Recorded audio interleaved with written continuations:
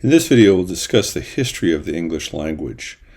So most linguists believe that there was something called a Proto-Indo-European language that began basically in the upper Mesopotamian region just south of the Caucasus Mountains.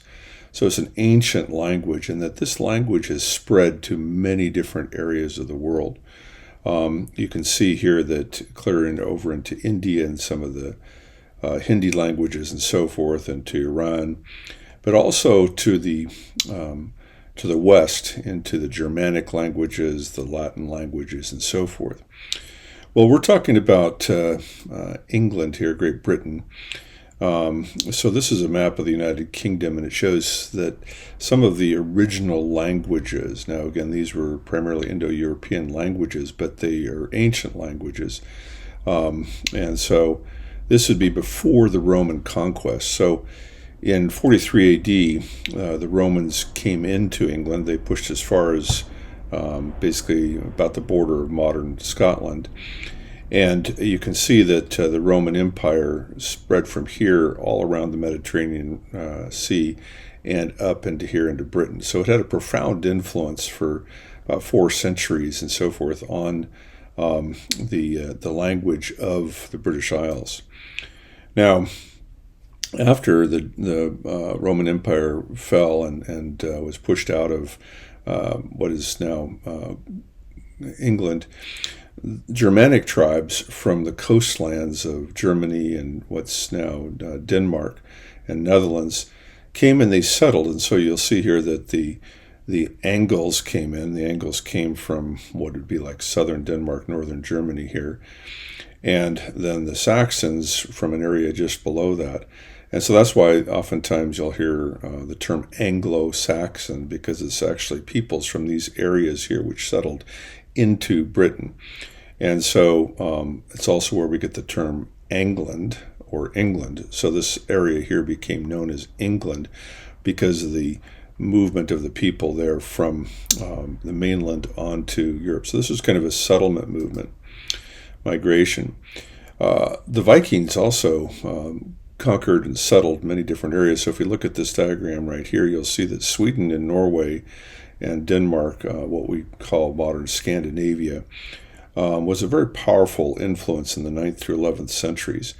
And you can see how the spread from the brown here out to the red, and so you can see that much of England was settled in the 9th century, and then further into the 11th century and the 12th century. And so much of England was actually conquered by the Scandinavians and settled. And so English took on now the Scandinavian term. So again, just to think there was original these Indo-European kind of proto-languages and so forth that were Breton, Picts, Gales, and so forth. Then the Romans came in, so they brought the Latin-based languages. Then the Germanic tribes came in, brought the Germanic words. And then we can see here that the Scandinavians came in, the Vikings came in and brought in the words and the language from modern Scandinavia. Then a big event in history was 1066, the Battle of Hastings, when William, Duke of Normandy, came in. He conquered the troops here. His troops conquered the natives here in England and spread the influence of the Norman kingdom here into England. So this brought in the influence of what we modern consider French languages, but it must be remembered that the Normans actually were from Normandy. This area here got its name from the north, from Norway, the Nordic countries. So the Vikings came down here, and then eventually they came back over here into Britain. But this, again, influenced bringing the French-based languages and so forth there. Then you have the Renaissance where there's a lot of movement. Ideas are shared around Europe. And so England was very well connected with all of the European languages, and they were spoken here from, the eastern countries to the southern Europe and so forth.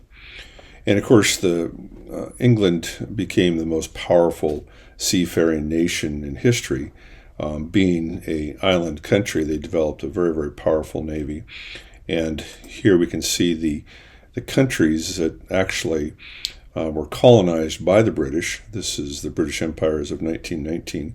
So you can see that, of course, the United States was early on settled and gained its independence. But even in 1919, all the red countries you see here are actually colonies of the British Empire.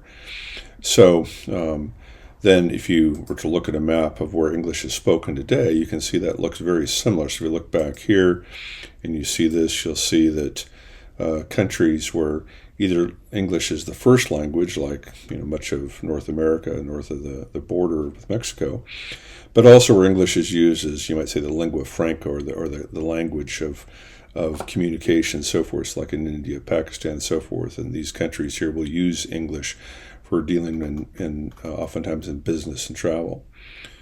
Well, stepping back a little bit, it would be good to look at the actual spread of the Industrial Revolution. So the Industrial Revolution started in England. James Watt with the first steam engine and so forth, effective steam engine, and then, of course, generation of electricity and all the various things that came from that. It spread from England, and then it spread into Northern Europe, into what's now Netherlands, Belgium, and Germany, and then farther out and eventually into Eastern Europe. But the idea is that this had a very significant effect because English became the language of the Industrial Revolution and subsequently kind of the language of science. In fact, this diagram here shows how the global ratio of scientific publications. You can see that the English ones in red here have been continuing to increase, where the other countries have been decreasing, just simply, again, largely because the Industrial Revolution started here in England and spread throughout much of Europe. But then also, the more people spoke English, the more convenient it was to actually speak in English. And so that's why English is now the de facto language of science. And so, basically, if you're going to publish something in a scientific or engineering journal, you're going to want to publish it in some kind of English-speaking journal. So if we look at the English language, we can see that its roots are Germanic, from the settlement of the Germanic tribes, Latin largely from the influence of the Roman Empire, the French from the Normans and so forth, with William the Conqueror coming in from Normandy. And then you can see that there's Greek, which oftentimes is the scientific terminology and so forth, which is carried over, and then a lot of other languages. But the English language is very complex and has terms brought into it from many areas. And most recently, the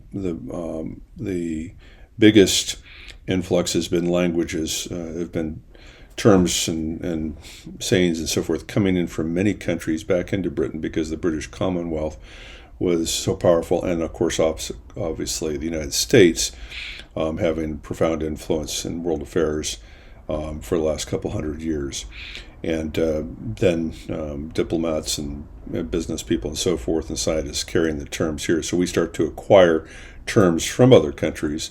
So you can see here that at the end of this line here, you can see terms coming in from many parts of Asia and other areas and so forth like that into the English language. So that just gives you kind of an idea for kind of the history of the English language and how it got to be, you might say, the lingua franca, or the main language of communication for business and science and so forth today.